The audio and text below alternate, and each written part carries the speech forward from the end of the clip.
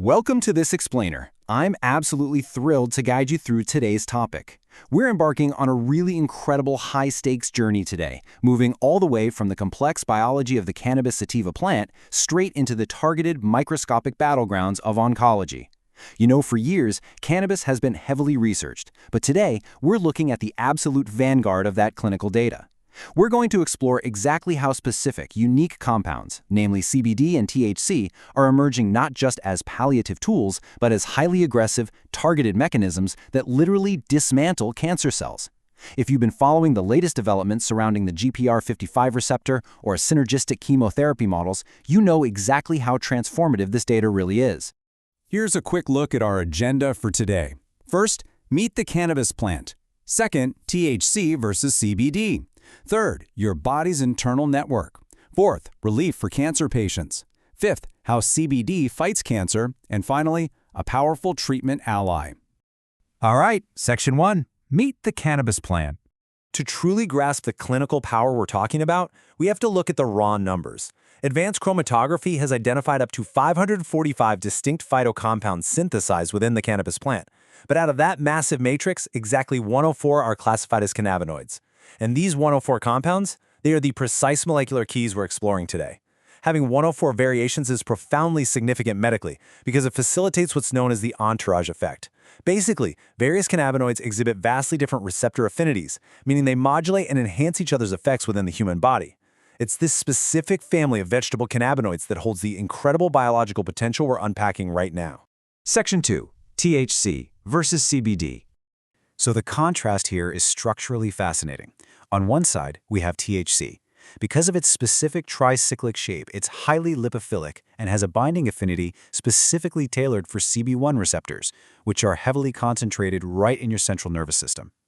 This specific binding profile is exactly what alters perception and drives its psychotropic properties. But on the other side, we've got CBD, or cannabidiol. The architecture of CBD is completely distinct. It features a unique bicyclic structure where two aromatic rings are arranged perpendicularly. This subtle but absolutely critical structural divergence radically alters its binding pocket fit. It changes the affinity entirely, rendering CBD completely non-psychoactive. So it offers this vast medical potential, like modulating immune responses and reducing systemic inflammation, without ever engaging the neuropathways that cause hallucinogenic effects. Section 3. Your body's internal network. Now you might be wondering, why would a compound synthesized by a plant affect a human cellular pathway so profoundly? Well, the answer lies in a biological marvel mapped out heavily back in the early 1990s, the endocannabinoid system. Think of this system as a vast endogenous regulatory network made up largely of G-protein-coupled receptors. The discovery of anandamide, which is often referred to as the bliss molecule, proved that our bodies actually synthesize our own natural cannabinoids to bind with these receptors and maintain cellular homeostasis. THC binds aggressively with CB1 receptors in the nervous system, while CBD primarily influences the CB2 receptors. And here's the crucial part for our discussion on oncology. CB2 receptors are densely concentrated in your white blood cells and peripheral immune tissues. This means these plant compounds are directly modulating the exact immune pathways required for tumor defense. Section 4. Relief for cancer patients.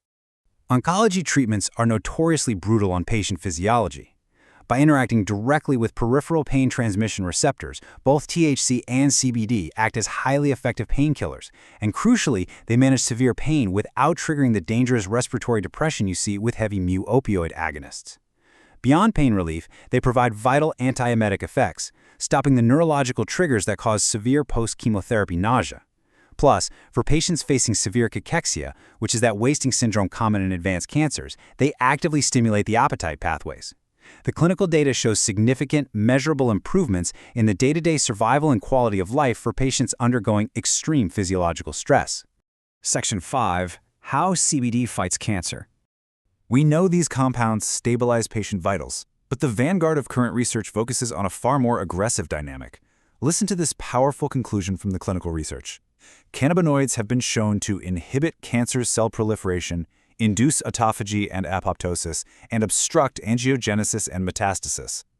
In action, this means CBD and THC are effectively choking the tumor's infrastructure. By obstructing angiogenesis, they inhibit the vascular endothelial growth factor, literally cutting off the blood and oxygen supply the tumor demands to expand. Simultaneously, these cannabinoids induce intense autophagy, essentially forcing the malignant cells to digest their own damaged components, ultimately driving them right into apoptosis. They are aggressively dismantling the tumor's ability to survive and replicate. To observe this mechanism at its most extreme, researchers utilized an in vivo model of pancreatic cancer. Now, pancreatic cancer is characterized by a dense desmoplastic stroma, a thick, fibrous shield that naturally surrounds the tumor, making conventional drug delivery incredibly difficult.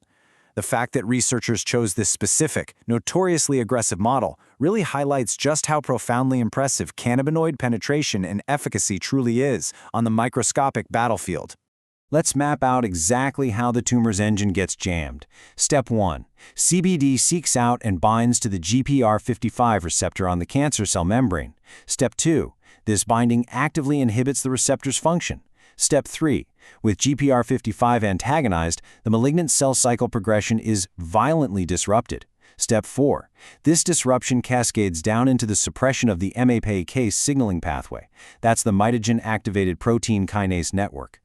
This is the exact communication channel the cancer relies on to trigger rapid cellular proliferation. And finally, Step 5.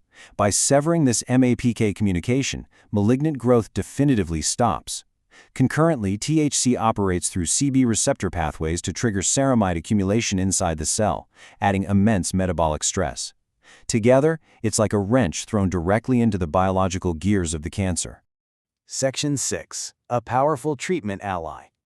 The most groundbreaking takeaway from this research isn't viewing cannabinoids as standalone miracle cures, but rather recognizing their profound potential as synergistic enhancers for the traditional therapies already utilized in modern oncology. Let's look at this synergy. Gemcitabine is a frontline chemotherapy agent designed to disrupt DNA replication in malignant cells. However, highly aggressive cancers often manage to repair this DNA damage and survive the chemical assault. This is where cannabinoid supplementation totally changes the game. While the chemotherapy severely weakens the cancer cell, CBD simultaneously blocks that GPR55 receptor, and THC actively upregulates ceramide to induce cellular stress. They basically prevent the tumor from executing its natural repair cycles. The damaged cell is given zero avenue for recovery and is violently pushed over the edge into apoptosis. It's a devastating, highly coordinated one-two punch against treatment-resistant tumors. We've traced the pharmacology of the cannabis sativa plant all the way down into the intracellular signaling pathways of a pancreatic tumor. And it leaves us with an incredibly profound question for the future of oncology. Could the intricate chemistry of a simple plant hold the key to our greatest medical challenges? As researchers continue to isolate and test the unique receptor affinities of those 104 molecular keys, we are left to just marvel at the sheer power generated when natural botany intersects with highly targeted microscopic medicine. Thank you so much for joining me on this explainer. Keep analyzing the data, stay curious about the science, and I'll see you next time.